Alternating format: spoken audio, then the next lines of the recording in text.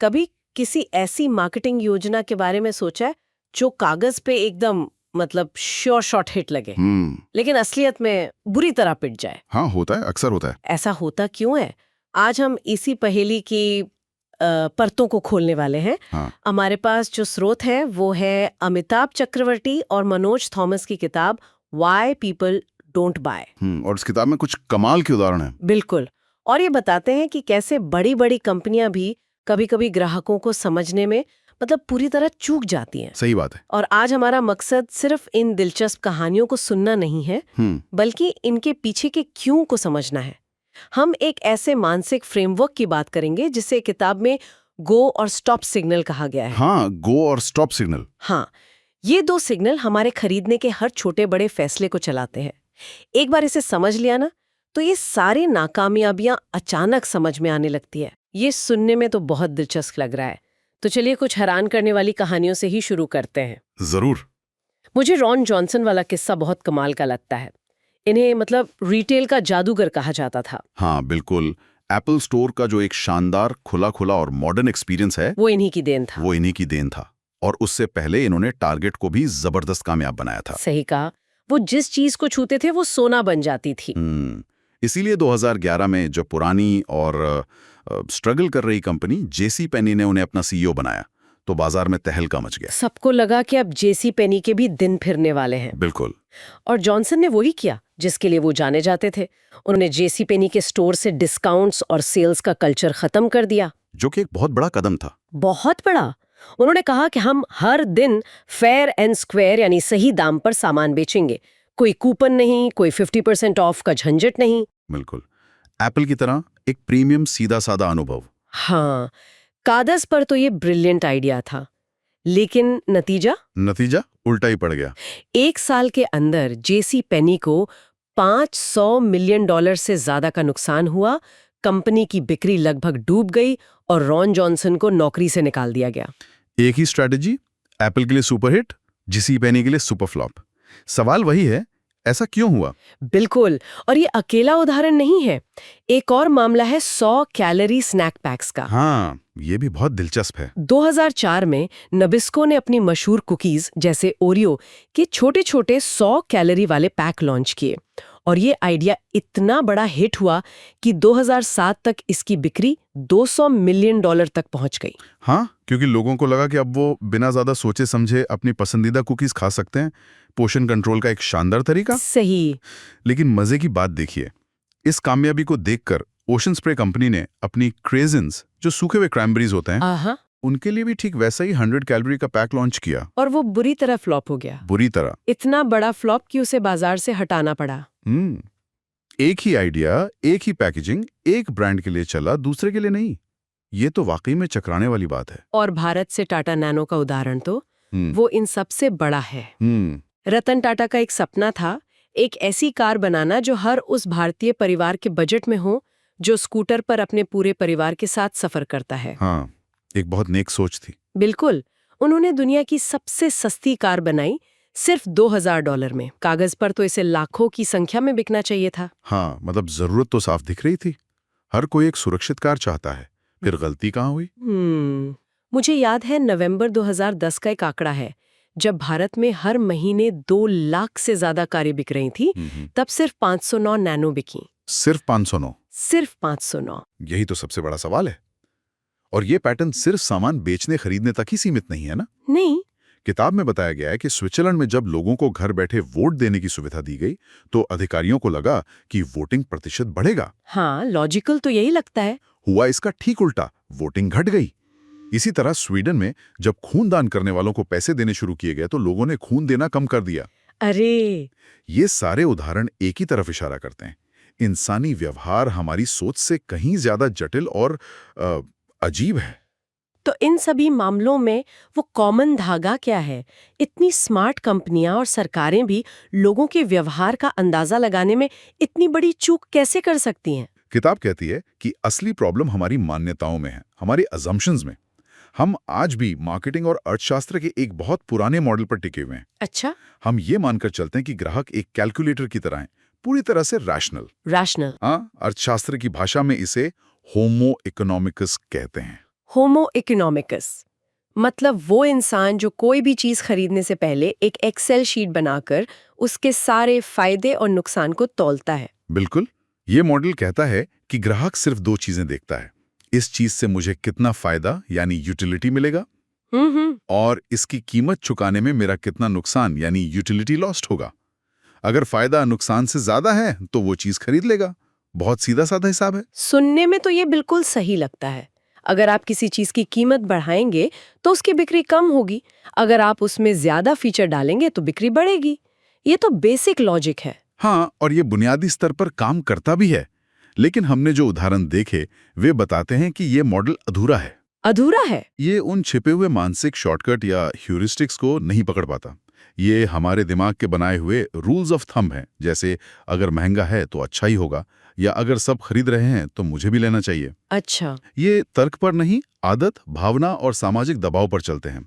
यहीं पर जियो stop framework की जरूरत पड़ती है। ठीक है, तो अब इस जियो स्टॉप फ्रेमवर्क पर आते हैं। ये है क्या और ये होमो इकोनॉमिकस वाले पुराने मॉडल से कैसे अलग है? ये एक बहुत ही सरल लेकिन शक्तिशाली आइडिया है। किताब कहती है कि हर खरीद के फैसले में हमारे दिमाग में एक ही समय पर दो तरह के सिग्नल काम करते हैं, जियो और स्टॉप। जियो और स्टॉप। जियो सिग्नल आगे बढ़ने का सिग्नल है। ये हमें किसी चीज को खरीदने के लिए उकसाता है। ये इच्छा, आकर्षण, जरूरत या स्टेटस से पैदा होता है, जैसे वाह क्या शानदार फोन है, या ये गाड़ी मेरे पड़ोसियों को जला देगी, हाँ, या इस ड्रेस में मैं बहुत अच्छी लगूंगी। ये चाहत वाला हिस्सा है। और स्टॉप सिग्नल इसका उल्टा होगा, रुकने का सिग्नल। एकदम सही। स्टॉप सिग्नल हमें पैसे खर्च करने से रोकता है। इसका सबसे बड़ा कारण तो कीमत है, यानी पैसे खर्च करने का दर्द। लेकिन इसके अलावा शक, उलझन या भविष्य की चिंता भी हो सकती है, जैसे ये बहुत महंगा है, या क्या मुझे वाकई इसकी जरूरत है, या कहीं बाद में इससे बेहतर डील ना मिल जाए। वाह, तो मतलब सारा खेल इस बात का है कि खरीदार के दिमाग में कौन सा स्विच ऑन हो रहा है और कौन सा ऑफ। हाँ, और कोई व्यक्ति खरीदारी तभी करता है जब गो सिग्नल की ताकत स्टॉप सिग्नल से ज्यादा हो। एग्जैक्टली। अब उन पुराने उदाहरणों को इस चश्मे से दोबारा देखते हैं। चलिए टाटा नानो से शुरू करते हैं। हाँ। टाटा ने क्या सोचा? उन्होंने सोचा कि अगर हम कीमत को $2000 तक ले आएंगे तो हम सबसे बड़े स्टॉप सिग्नल यानी पैसे खर्च करने के दर्द को लगभग खत्म कर देंगे। एक मिनट रुकिए, टाटा ने स्टॉप सिग्नल कम किया, कार को सस्ता बनाया। ये तो सीधा साधा हिसाब है, बिक्री बढ़नी चाहिए थी। आप कह रहे हैं कि इसका उल्टा असर भी हुआ? ये कैसे हो सकता है? यही तो सबसे दिलचस्प बात है। उन्होंने ये नहीं सोचा कि कीमत सिर्फ एक स्टॉप सिग्नल नहीं है, ये एक गो सिग्नल भी हो सकती है। अच्छा। जब आपने दुनिया की सबसे सस्ती कार बनाई तो आपने अनजाने में एक संदेश दिया, ये गरीबों की कार है। और भारत जैसे देश में कार सिर्फ जरूरत नहीं बल्कि स्टेटस और सम्मान का प्रतीक है। इस सस्ती चीज के ठप्पे ने कार को खरीदने की इच्छा यानी गो सिग्नल को ही मार दिया। लोगों ने सोचा मैं ये कार खरीद कर दुनिया को ये नहीं बताना चाहता कि मैं सिर्फ इतनी ही हैसियत रखता हूँ। अरे हाँ, तो टाटा ने एक सिग्नल को ठीक करने के चक्कर में दूसरे शायद ज्यादा जरूरी सिग्नल को कमजोर कर दिया। सही पकड़ा। उन्होंने सिर्फ स्टॉप सिग्नल पर ध्यान दिया और गो सिग्नल को पूरी तरह नजरअंदाज कर दिया। बिल्कुल। अब जेसी पेनी वाले मामले को देखिए। रॉन जॉनसन ने क्या किया? उन्होंने 50% ऑफ और बाय वन गेट वन वाले डिस्काउंट हटा दिए। हाँ। उन्हें लगा कि वो ग्राहकों की एक उलझन स्टॉप सिग्नल को कम कर रहे हैं, लेकिन वो ये नहीं समझ पाए कि जेसी पेनी के ग्राहकों के लिए वो डिस्काउंट ही सबसे बड़ा गो सिग्नल था। अच्छा। उन्हें उस स्मार्ट डील को हासिल करने में मजा आता था। वो जीत का एहसास ही उन्हें स्टोर तक खींच लाता था। जॉनसन ने उस रोमांच को ही खत्म कर दिया। और ओशन स्प्रे क्रेजन्स का क्या? वहां क्या गो और स्टॉप सिग्नल काम कर रहे थे? ये और भी ज्यादा मजेदार है। सोचिए, नबिस्को कुकीज के लिए 100 कैलोरी पैक ने एक मजबूत स्टॉप सिग्नल यानी ये अनहेल्दी है, मुझे इसे खाकर बुरा लगेगा को कमजोर कर दिया। हाँ, गिल्ट कम कर दिया। गिल्ट कम कर दिया। उसने लोगों को अपराध बोध के बिना कुकीज खाने की इजाजत दी। लेकिन क्रेजन्स वो तो पहले से ही एक हेल्दी स्नैक माने जाते हैं। सही बात है। उनके लिए गो सिग्नल ये था कि ये सेहत के लिए अच्छा है। 100 कैलोरी पैक ने उस गो सिग्नल को कोई बढ़ावा नहीं दिया और शायद एक नया स्टॉप सिग्नल खड़ा कर दिया। अरे, यह प्रोसेस्ड स्नैक बन गया है। ओहो। उन्होंने एक ऐसे सिग्नल को ठीक करने की कोशिश की जो टूटा ही नहीं था। ये तो कमाल का विश्लेषण है। तो मार्केटिंग में गलतियां तब होती हैं जब आप या तो गलत सिग्नल पर ध्यान केंद्रित करते हैं, हाँ, या अनजाने में गो सिग्नल को कमजोर कर देते हैं, या स्टॉप सिग्नल को मजबूत कर देते हैं। सही पकड़ा। हम सब ऐसा करते हैं। सोचिए आप एक रेस्टोरेंट का मेन्यू देख रहे हैं।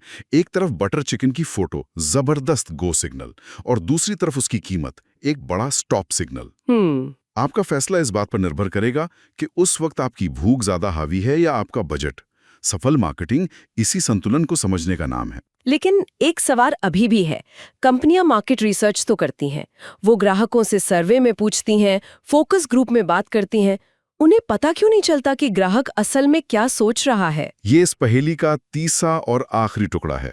मार्केट रिसर्च के बारे में हमारी गलत धारणाएं। अच्छा। किताब कहती है कि पारंपरिक तरीके जैसे सर्वे या फोकस ग्रुप अक्सर धोखा देते हैं। क्यों?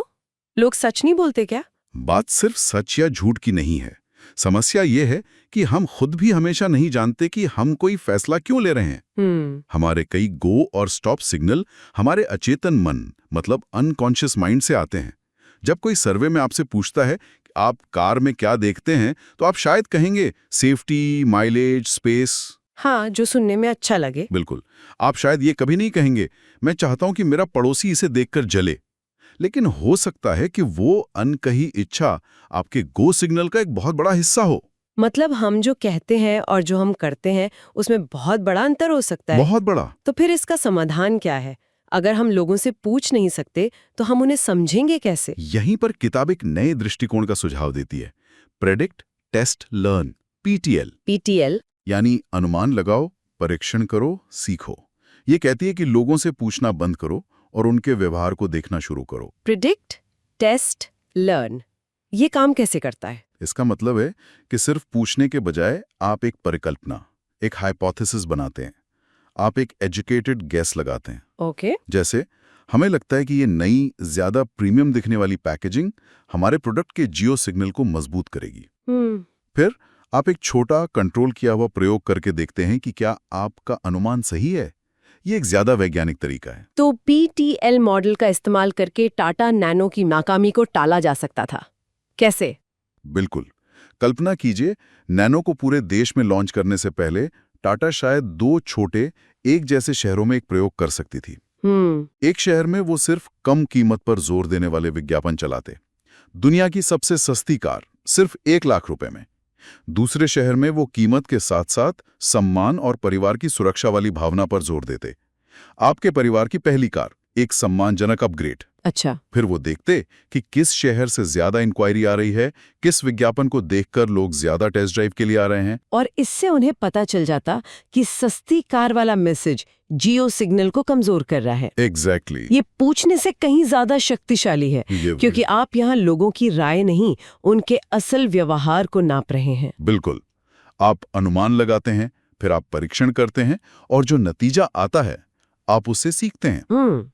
ये आज के डिजिटल युग में और भी आसान हो गया है, जहां आप 2 अलग-अलग तरह के ऑनलाइन विज्ञापन चलाकर देख सकते हैं कि किस पर ज्यादा क्लिक आते हैं। तो आज की इस पूरी चर्चा से जो बातें निकल कर आ रही हैं, वो वाकई में सोचने का नजरिया बदल देती हैं। वो जेसी पेनी के लिए विनाशकारी हो सकती है, क्योंकि दोनों के ग्राहकों के गो और स्टॉप सिग्नल बिल्कुल अलग हैं। बिल्कुल। दूसरी अहम बात यह है कि हमें तार्किक ग्राहक या होमो इकोनॉमिकस वाले पुराने मॉडल से आगे बढ़ना होगा। हाँ, ग्राहक कैलकुलेटर नहीं है, वो भावनाओं, सामाजिक दबाव और अनकही इच्छाओं से भरे इंसान है। और तीसरी और सबसे जरूरी बात, ये गो स्टॉप सिग्नल का ढांचा, ये हमें ये समझने में मदद करता है कि किसी भी फैसले के पीछे दोहरी ताकतें काम कर रही होती हैं। एक जो हमें आगे धकेलती है, गो, और दूसरी जो हमें रोकती है, स्टॉप। सफल मार्केटिंग सिर्फ गो सिग्नल को बढ़ाने या सिर्फ स्टॉप सिग्नल को घटाने के बारे में नहीं है, बल्कि इन दोनों के बीच के जटिल रिश्ते को मैनेज करने के बारे में है। सही कहा। और आखिरी बात ये कि हमें ग्राहकों से कम पूछना चाहिए और उनके व्यवहार को ज्यादा परखना चाहिए। हाँ, प्रेडिक्ट, टेस्ट, लर्निंग का तरीका हमें अनुमानों और राय की दुनिया से निकालकर सबूत और डेटा की दुनिया में ले जाता है। बिल्कुल। जाते जाते हमारे सुनने वालों के लिए सोचने के लिए एक विचार छोड़ जाते हैं। जरूर। ये गो और स्टॉप की गतिशीलता सिर्फ खरीदारी पर लागू नहीं होती। अपने जीवन के किसी बड़े फैसले के बारे में सोचिए, जैसे कोई नई नौकरी चुनना, शहर बदलना या कोई रिश्ता शुरू करना। कौन से गो सिग्नल आपको उस ओर खींच रहे हैं? पैसा, अवसर, प्यार। और कौन से स्टॉप सिग्नल आपको रोक रहे हैं? डर, अनिश्चितता, आराम छोड़ने का दर्द। और सबसे जरूरी सवाल, आपके अंतिम फैसले को असल में कौन सा सिग्नल चला रहा है? आगे खींचने वाला या पीछे रोकने वाला?